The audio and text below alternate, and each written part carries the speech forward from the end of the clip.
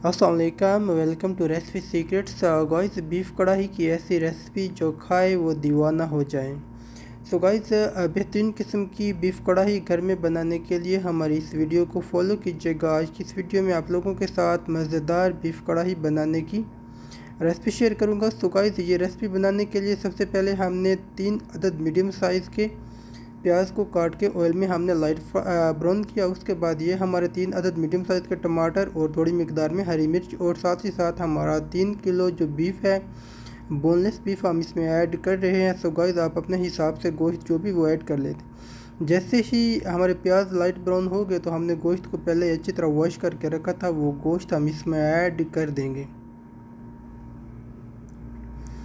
So guys, उसके बाद ये है हमारे मसाला जात, जिसमें अदरक लहसुन का हमने पहले पेस्ट तैयार कर लिया और साथ ही साथ हरी मिर्च। सो गाइस, इसको बीफ ऐड करने के बाद हम मीडियम टू लो फ्लेम पे इसकी अच्छी तरह कम से कम 15 मिनट तक भुनाई करेंगे। भुनाई करते साथ ही बीफ के अंदर जितना भी पानी होगा, बीफ पानी छोड़ देगा। इस पानी को आपने खुश्क करना है। साथ ही साथ थोड़ी देर बाद आपने इसको हिलाते रहना है ताकि पैन के साथ जो मसाला है वो चिपक ना जाए। सो गाइस, जब इसकी भुनाई हो जाए तो उसके बाद हम इसमें अदरक और लहसुन का पेस्ट जो है वो ऐड कर देंगे। वो ऐड करने के बाद कम से कम 5 से 10 मिनट तक इसकी मीडियम टू लो फ्लेम पे भुनाई करेंगे।